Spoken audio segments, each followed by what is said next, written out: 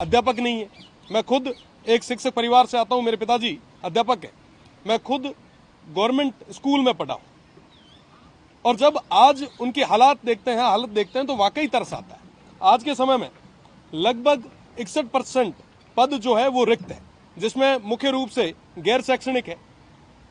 आज के समय में वो जो विद्यार्थी है वही कर्मचारी का काम कर रहा है, वही लाइब्रेरियन है, वही प्रयोगशाला में काम कर रहा है, सफाई कर्मी भी वही है। साहब, ऐसे दौर में आप एजुकेशन दे कैसे पाएंगे? और सबसे बड़ी समस्या हमारे आने वाली पीढ़ी को है। एक तरफ हम राइजिंग राजस्थान की बात कर रहे हैं, कह रहे हैं कि साहब हम राइज करेंगे। जब आपके पास स्किल्ड युवा ही नहीं होंगे, पढ़े लिखे लोग ही नहीं होंगे, तो आप कैसे राइज करेंगे? ये बहुत बड़ी समस्या है, क्योंकि ये समस्या जो है ये हमारी नींव है। आज के समय में हम कहते हैं कि साहब भारत सबसे युवा है, युवा देश है। हमारे ये जो बच्चे हैं आने वाले समय में इस देश का, प्रदेश का नाम रोशन करेंगे, और दूसरी तरफ हम उनको पूरी शिक्षा नहीं दे पा रहे। ये वाकई एक गंभीर विषय है। साथ ही साथ जैसलमेर और बाड़मेर की मैं बात करूं तो जैसलमेर में 52% और बाड़मेर में 48% शिक्षकों के पद खाली है। इसी दौर में मैं विधानसभा क्षेत्र सिल से आता हूं, जहां पर शिक्षकों की बहुत बड़ी कमी है। नोडियाड़ा, मुनाबाव, ये तमाम जो उच्च शिक्षा की और 12वीं स्कूल से ऐसी है जहां पे एक एक अध्यापक लगा है। आप विचार करें कि एक अध्यापक के भरोसे किस तरीके से स्कूल चलेगी और वहां पे पढ़ने वाले बच्चों का भविष्य कैसा होगा। साथ ही साथ पिछले राज में जो स्कूलें कर्मोन्नत हुई उनके अंदर आज भी नए पद सर्जित नहीं किए गए। मैं बात करना चाहूंगा, मैं एक वार्षिक उत्सव कार्यक्रम में गया था। रत्ते कुमार की ढाणी करके हमारा एक विलेज है, एक गांव है। वहां पे एक बच्चे ने कहा कि साहब हमारे यहाँ शिक्षक नहीं है, हमारे यहाँ नए पद सर्जित नहीं हुए।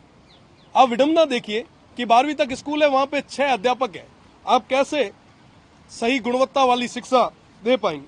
साथ ही साथ कई सारे जो अध्यापक हैं हमारे, उनकी डीपीसी नहीं हुई है। वो लंबे समय से इस मांग को कर रहे हैं कि साहब हमारी डीपीसी करवाएं, उन्हें प्रमोट करें, पर आज भी वो हो नहीं पाया है।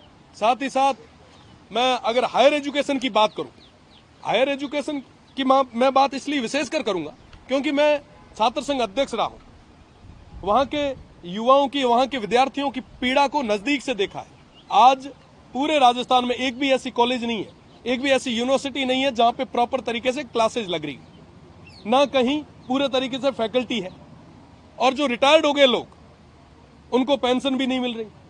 मैं पेंशन की बात इसलिए कर रहा हूं क्योंकि पिछले राज में मैं लगभग 25 दिन जेल में रहा था उन पेंशनर की मांग को लेकर, और आज भी वो पेंशनर उसी तरीके से धरने दे रहे हैं। साहब, जो आदमी पूरा जीवन दे देता है किसी के लिए, जब वो पीछे मुड़ के अपनी पेंशन के लिए जाता है ताकि उसका परिवार आराम से निकल पाए, जीवन यापन आराम से हो पाए, साहब उसको बदले में क्या मिलता है? धक्के मिलते हैं, पुलिस की लाठियां मिलती है। दीक्षांत समारोह में एक बार हम विरोध दर्ज करवाने गए, पिछले राज ने हमें कई दिन तक जेल में रखा, और उसके बाद जब आज वापिस यहां तक आए, आज सुबह जब मेरी चर्चा चल रही थी तो उन्होंने कहा कि साहब आज भी हमें पेंशन नहीं मिल रही। ये सिर्फ एक जोधपुर विश्वविद्यालय की या पश्चिमी राजस्थान की बात नहीं है, लगभग पूरे राजस्थान भर के यूनिवर्सिटीज और कॉलेजेस की यही हाल है।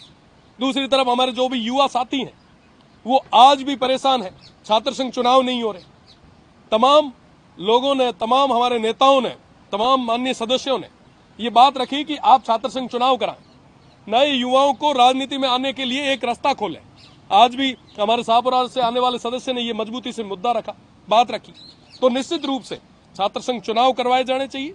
आप जब तक पूरे तरीके से शिक्षक नहीं लगाएंगे, नई भर्ती करके उनको उस पश्चिमी राजस्थान में नहीं भेजेंगे, तब तक मुझे नहीं लगता कि ये शिक्षा का जो एक स्ट्रक्चर है ये खड़ा हो पाएगा। अगर वाकई आप चाहते हैं कि हमारे आने वाली पीढ़ी मजबूत हो, तो निश्चित रूप से आपको नए संसाधन भी देने होंगे, शिक्षक भी देने होंगे, और साथ ही साथ इस व्यवस्था के लिए आपको मजबूती से काम भी करना होगा। धन्यवाद।